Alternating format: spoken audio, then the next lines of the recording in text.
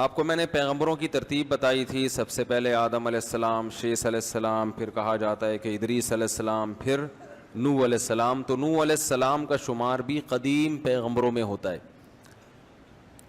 اللہ فرماتے ہیں وَلَقَدْ أَرْسَلْنَا نُوحًا إِلَىٰ قَوْمِهِ إِنِّي لَكُمْ نَذِيرٌ مُّبِينٌ. ہم نے نوح کو ان کی قوم کی طرف بھیجا اور انہوں نے کہا میں تمہیں کھلا ڈرانے والا ہوں, صاف صاف بتا رہا ہوں کہ تم جن بتوں کی عبادت کرتے ہو, ود سوا یعوق ودًا ولا سواع ولا یغوث ویعوق ونسرا. ود سوا یغوث یعوق اور نصر, یہ 5 بت تھے جن کی یہ لوگ عبادت کیا کرتے تھے. اور یہ بتوں کا پس منظر یہ تھا کہ کوئی بزرگ تھے, بڑے اللہ والے لوگ تھے جو ہر وقت اللہ اللہ کیا کرتے تھے. جب ان کا انتقال ہو گیا تو لوگوں نے عقیدت میں ان کے مجسمے بنا لیے, جیسے لوگ بناتے ہیں نا بڑی شخصیتوں کے. اسلام میں مجسمے بنانا حرام ہے. یہ جو آج کل لٹکے رکھے ہوئے ہوتے ہیں کپڑوں کی دکان پہ مجسمے, ان لوگوں کو چاہیے کہ اللہ کے عذاب سے ڈریں, بہت شدید وعید ہے. چہرہ اڑا دیں اس کا.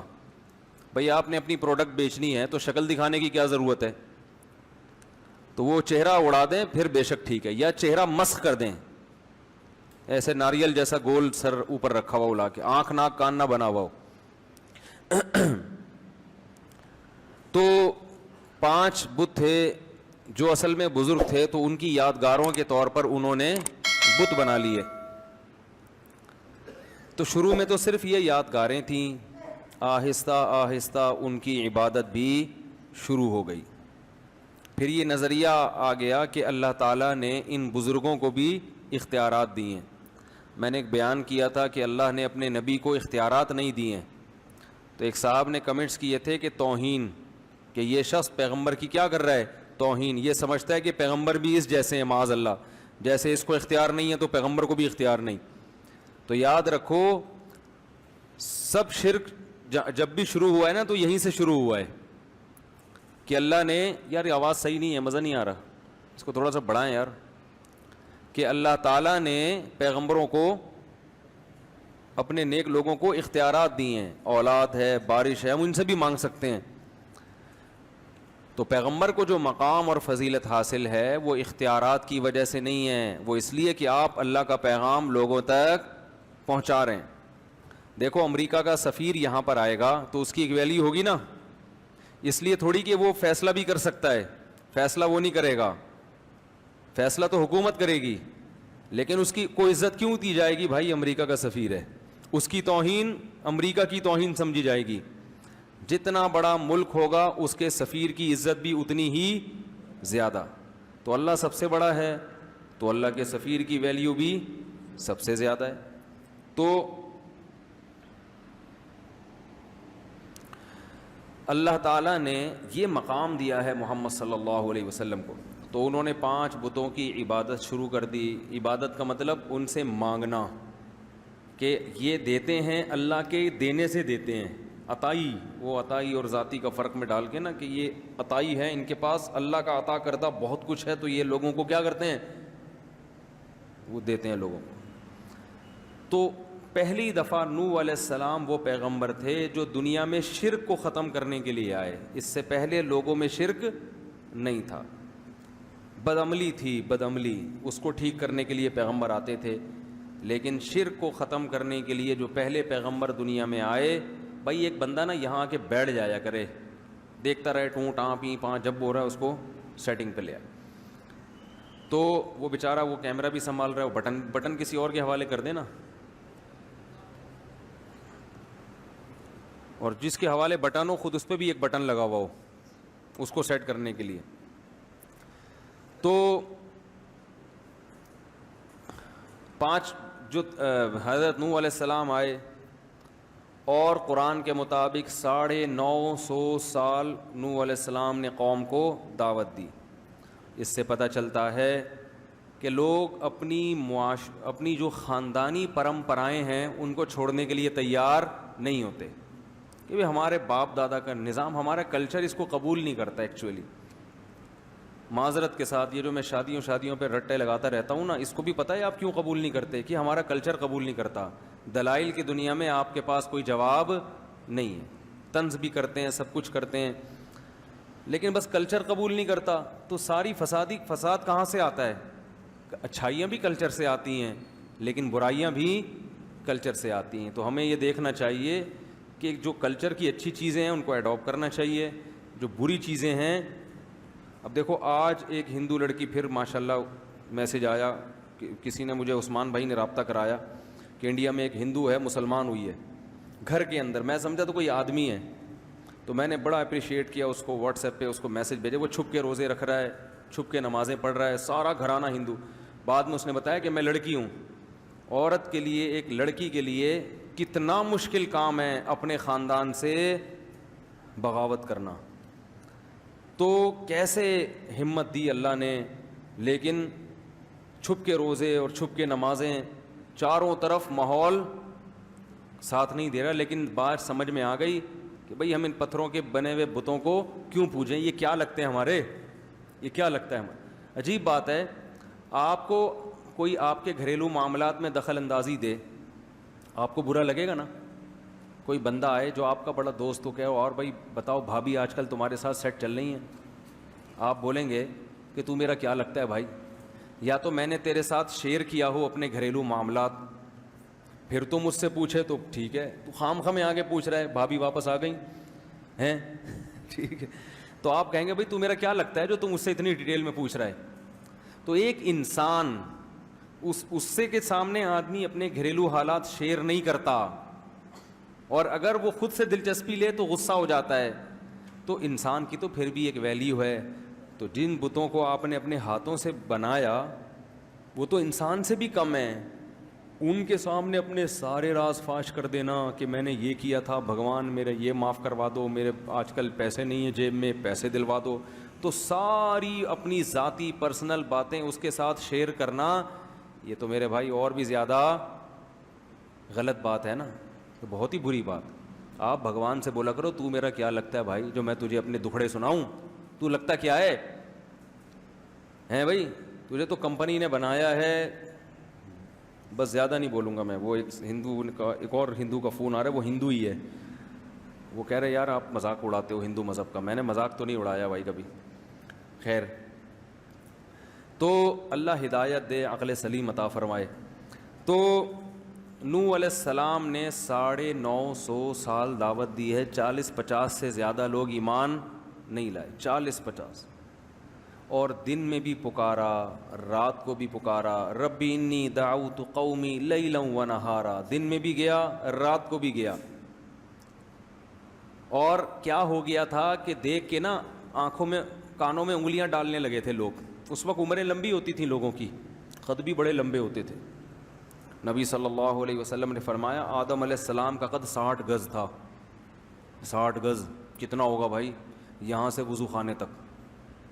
پاؤں کتنے بڑے بڑے ہوں گے بھائی, آنکھیں, بہت اللہ نے قد دیے تھے پہلے لوگوں کو.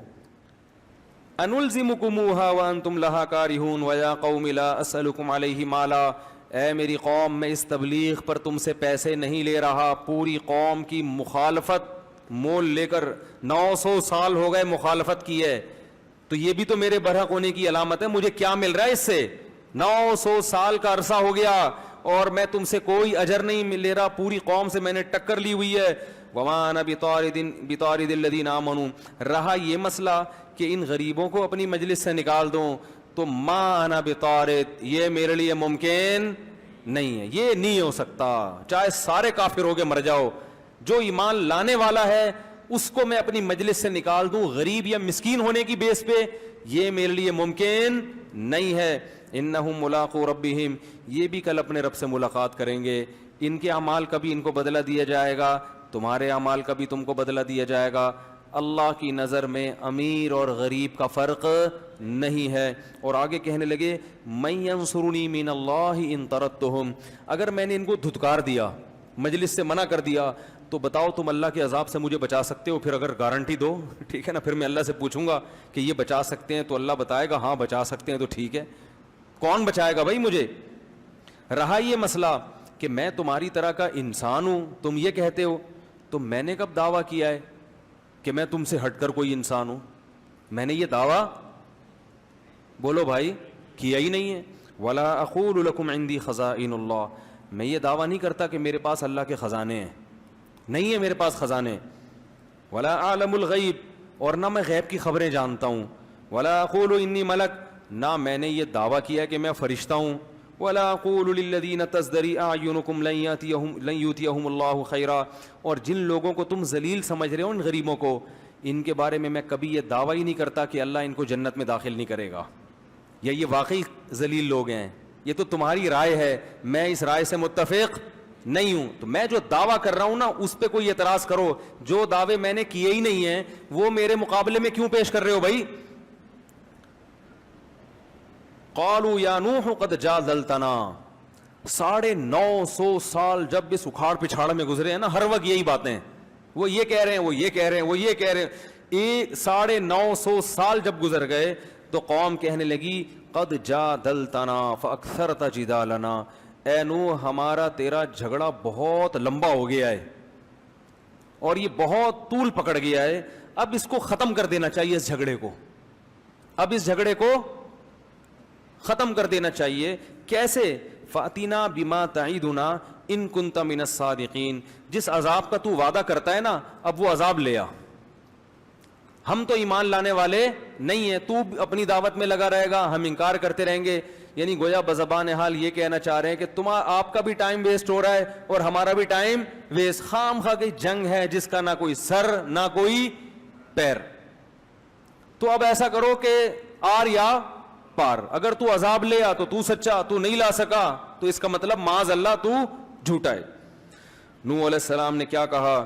انما یاتیکم بہ اللہ ان شاء, دیکھو اللہ اگر چاہے گا تو عذاب بھی آ جائے گا. وما انتم بمعجزین, لیکن جب آئے گا تو تم اللہ کو ہرا نہیں سکو گے. ولا ينفعکم نصحی ان اردت ان انصح لکم, اور افسوس کے ساتھ کہنے لگے میں نے تمہاری خیر خواہی چاہی تھی مگر تم اپنی خیر خواہی کو پسند نہیں کر رہے. ان کان اللہ یرید ان یغویکم, اللہ نہیں اگر تمہیں ہلاک کرنے کا ارادہ کر لیا ہے تو میں بھلا کیا کر سکتا ہوں. وَأُوحِيَ إِلَىٰ نُوحٍ, اللہ فرماتے ہیں اس کے بعد ہم نے نوح علیہ السلام کو وحی کی کہ أَنَّهُ لَن يُؤْمِنَ مِن قَوْمِكَ إِلَّا مَن قَدْ آمَن, اے نوح جتنے لوگ ایمان لا چکے ہیں نا اس سے زیادہ مزید کوئی آدمی ایمان نہیں لائے گا. دیکھو عذاب ٹلا ہوا تھا اس لیے کہ اللہ کو پتا تھا کچھ لوگ اور بھی ہیں جو ایمان لائیں گے, ان کے ایمان لانے کا انتظار ہو رہا تھا. تو 40-45 یا 50 لوگ ایمان لائے, اور جب وہ آخری شخص ایمان لایا ہے اللہ نے کہا اے نوح اب یہ لوگ ایمان نہیں لائیں گے. لن یؤمن من قومک الا من قد آمن فلا تبتئس بما كانوا يفعلون. اب کروں کیا ہے اللہ میں؟ نوح علیہ السلام کو اللہ نے حکم دیا, پیغمبر کو خود نہیں پتا ہوتا کہ اب ہوگا کیا, ہر چیز اللہ سے پوچھ رہے ہیں, غیب کا علم نہیں ہوتا. اللہ نے کہا وصنع الفلک, کشتی بنا. صناعت عمل کا لفظ نہیں ہے, صنعت کہتے ہیں بڑی محنت سے کاریگری سے کوئی چیز بنانا.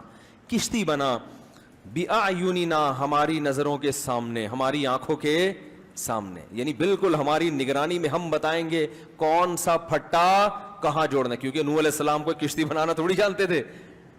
ہم بتائیں گے کون سی کیل کہاں ٹھوکنی ہے, کتنا بڑا پھٹا لانا ہے, اس کا سائز کتنا ہوگا, کیونکہ ہمیں پتا ہے کہ کیسا پانی آنے والا ہے. وَوَحْيِنَا وَلَا تُخَاطِبْنِي فِي الَّذِينَ ظَلَمُوا, اور اب ان ظالموں کے بارے میں مجھ سے کلام بھی مت کرنا. ایسا نہ ہو کہ آپ کو ان پہ ترس آنا شروع ہو جائے اور آپ کہیں کہ اللہ مزید مہلت دے دو.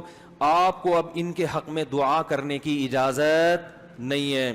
انہم مغرقون, یہ سب کے سب غرق ہوں گے اور اللہ نے ان کے غرق ہونے کا فیصلہ کر لیا ہے. یہ واقعہ تو قرآن میں بھی ہے, اس کو یہودی بھی مانتے ہیں اور اس کو عیسائی. دنیا میں اتنا بڑا واقعہ ہوا تھا کہ تمام آسمانی کتابیں یا کوئی ایسی تاریخی ورق جو اس زمانے سے چلا آ رہا ہے ان تمام کتابوں میں, صحیفوں میں یہ واقعہ موجود ہے. آج بھی تورات میں بھی ہے اور انجیل میں بھی ہے. تھوڑی اس نے تبدیلی تو کر لی مگر اس طوفان کا اور اس بارش کا اور پوری دنیا کے انسانوں کا تباہ ہونا یہ تمام کتابوں میں لکھا ہوا ہے. تو اللہ نے فرمایا وَيَصْنَعُ الْفُلْكَ, نوح علیہ السلام کشتی تیار کر رہے تھے. وَكُلَّمَا مَرَّ عَلَيْهِ مَلَأٌ مِّن قَوْمِهِ, جب بھی قوم کے وڈیرے اور سردار لوگ گزرتے, سخروا منہ, مذاق اڑاتے. کہ پانی دور دور تک نہیں ہے، نہ کوئی دریا ہے. کشتیاں تیار بھی ہوتی ہیں تو دریا کے کنارے، تاکہ وہیں دھکا دے کے پانی میں لے جائیں. یہ تو دور تک نہ کوئی دریا ہے نہ بارش ہے، اور بارش بھی ہوتی ہے تو اتنا پانی تھوڑی ہوتا ہے کہ کشتیاں تیار کرنی پڑیں. تو مذاق اڑانے لگے. قال ان تسخروا منا، نوح علیہ السلام نے کہا اگر آج تم ہمارا مذاق اڑا رہے ہو فإنا نسخر منکم، ان قریب ہم تمہارا مذاق اڑائیں گے. کہ کیسی تمہیں دعوت دی، کس رب کی طرف بلایا، دلائل کے انبار لگا دیے، مگر ماننے کے لیے تیار نہیں. کما تسخرون، جیسے تم مذاق اڑا رہے ہو، ان قریب ہم تمہارا مذاق اڑائیں گے. فسوف تعلمون، ان قریب تمہیں پتہ چل جائے گا. من یاتیہ عذاب یخزیہ، کون ہے جس پر ذلیل کرنے والا عذاب آئے گا اور ہمیشگی کا عذاب کس پر آنے والا ہے. حتی اذا جاء امرنا، قرآن کہتا ہے یہاں تک کہ جب ہمارا حکم آ پہنچا. کشتیاں تیار ہو رہی، کشتی تیار ہو رہی ہے. جب بن کے مکمل ہو گئی، اللہ فرماتے ہیں وفارت تنور، اور زمین کی دراڑوں سے پانی نکلنا شروع. زمین کے جو سوتے ہوتے ہیں نا جہاں بھی، اس سے پانی نکلنا شروع. قرآن نے ایک جگہ آتا ہے کہ ہم نے آسمان کے بند بھی کھول دیے اور زمین کے بند بھی. زمین سے بھی پانی نکلنا شروع اور آسمان سے بھی پانی، بہت تیز پانی برسنا شروع. قل نحمل فیہا من کل زوجین، ہم نے نوح سے کہا کہ ہر جانور کی قسم میں 2 جوڑے لے لو، نر اور مادہ، کیونکہ جانور بھی ہلاک ہو جاتے ہیں ظاہر ہے انسان کے ساتھ. ہر جانور جس کو بھی زمین میں رہنا ہے اس سے ایک من کل، ہر قسم کے جانور جو بھی پانی میں رہنے والے نہیں ہیں، ان تمام جانوروں میں سے ایک جوڑا آپ رکھ لیں. وَأَهْلَكَ، اور اپنے رشتہ داروں کو بھی اس میں سوار کر لیں. إِلَّا مَنْ سَبَقَ عَلَيْهِ الْقَوْلُ، ہاں جس کے مقدر میں ہلاکت ہے وہ آپ کے ساتھ کشتی میں سوار نہیں ہوگا. وَمَا آمَنَ مَعَهُ إِلَّا قَلِيلٌ، اللہ فرماتے ہیں نوح کے ساتھ ایمان والے بہت تھوڑے لوگ تھے، بہت تھوڑے جو اس کشتی میں سوار ہوئے. وَقَالَ ارْكَبُوا فِيهَا، جب سوار ہو گئے تو اللہ نے فرمایا ارْكَبُوا فِيهَا، اس کشتی میں سوار ہو جاؤ. بسم اللہ مجریہا، اللہ کے نام سے اس کا چلنا ہے. ومرساہا، اور اللہ کے نام سے اس کا ٹھہرنا ہے. کشتی میں سوار ہونے کی دعا بھی یہی ہے کہ اللہ کے نام سے چلے گی اور اللہ کے نام سے ٹھہرے گی. ان ربی لغفور الرحیم، اور یہ کہو کہ میرا رب بہت مغفرت کرنے والا اور اپنے بندوں پر بہت رحم کرنے والا ہے. وہی تجری بہم فی موج، اللہ فرماتے ہیں وہ کشتی ایک موج کی طرح چل رہی تھی. جیسے سمندر کی لہریں اوپر نیچے ہوتی ہیں تو کشتی بھی ایسے ہو رہی تھی. اتنا طوفان آیا. کل جبال، پہاڑ کی طرح پانی کے اندر، ایسے جیسے بہت بڑا پہاڑ ہچکولے کھا رہا ہو، ایسے چل رہی تھی. اس موقع پر نوح علیہ السلام نے اپنے بیٹے کو پکارا. وکان فی مازل، وہ ایک کنارے پہ کھڑا ہوا یہ منظر دیکھ رہا تھا. یا بنی ارکم معنا، اے میرے پیارے بیٹے. بنیا کہتے ہیں پیارے، جب محبت سے بلانا ہوتا ہے نا، اے میرے پیارے بیٹے ارکم معنا، میرے ساتھ کشتی میں ہمارے ساتھ سوار ہو جا. ولا تکم مع الکافرین، اور کافروں میں مت ہو، کلمہ پڑھ لے اور آ جا کشتی میں. قالا، تو کہنے لگا سآوی الی جبل، میں ایک پہاڑ پہ چڑھ جاؤں گا. یعصمنی من الماء، وہ پہاڑ مجھے پانی سے بچا لے گا. جب انسان کی خواہشات سے آنکھیں اندھی ہوتی ہیں نا تو یہ حال ہوتا ہے اس کا. یہ واقعات ہیں، مگر ان واقعات کو سن کر ہمیں اپنے گریبان میں جھانکنا چاہیے کہ ہمارے دل بھی ایسے سخت ہو چکے ہیں. اس نے کہا مجھے پہاڑ بچائے گا. نوح علیہ السلام نے کہا لا عاصم اليوم من امر اللہ الا من رحم، دیکھ آج جس پر اللہ رحم کرے گا نا وہی بچے گا. اپنی طاقت سے، وسائل اور اسباب سے کوئی بھی نہیں بچ سکتا. یہ بات ابھی ہو رہی ہے. قرآن کہہ رہا ہے وحال بینہم الموج، باپ اور بیٹے کے درمیان ایک لہر حائل ہوئی ہے.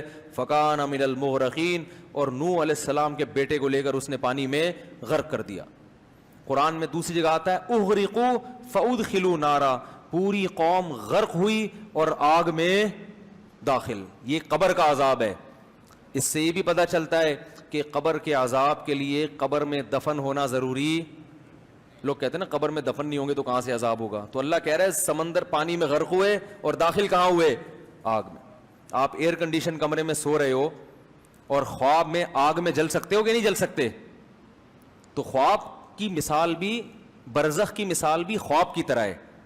تو برزخ جب پانی میں مرتا ہے نا انسان تو کسی اور جہاں میں پہنچ جاتا ہے، وہاں آگ بھی ہے اور جنت کا باغ بھی ہے وہاں پہ. جب یہ وہ بیٹا بھی ہلاک ہوا تو سب ہلاک ہو گئے. قیل یا ارض ابلعی ماءکی، اللہ فرماتے ہیں ہم نے زمین کو کہا اے زمین اپنے پانی کو نگل لے. کیا عجیب بلاغت ہے. یہ نہیں کہا کہ جذب کر لے، یہ قرآن نگلنے کے لفظ سے بتا رہا ہے کہ اتنا پانی تھا کہ اگر جذب ہونا شروع ہوتا تو صدیاں گزر جاتی، بہت وقت گزر جاتا، وہ پانی ختم نہ ہوتا. اللہ کہہ رہے ہیں نگل. جیسے ایک پانی پینے کا طریقہ ہوتا ہے بھائی، آپ چوس چوس کے گھونٹ بھر بھر کے پیتے ہو، اور ایک ہوتا ہے کہتے ہیں نا بس کڑوی چیز ہے ایک ہی گھونٹ میں نگل لو. تو اللہ نے فرمایا نگل، کھینچ اس پانی کو، زور لگا تاکہ نوح علیہ السلام خشکی پہ اترنے کے قابل بن جائیں. ایسا نہ ہو یہ کئی سال اسی میں پڑے رہیں، بہت پانی ہے. تو یہ قرآن پانی کی کثرت بیان کر رہا ہے. ابلعی ماءکی، نگلنا شروع کر اس پانی کو، گھونٹ بھر بھر کے اپنے اندر کھینچنا شروع کر.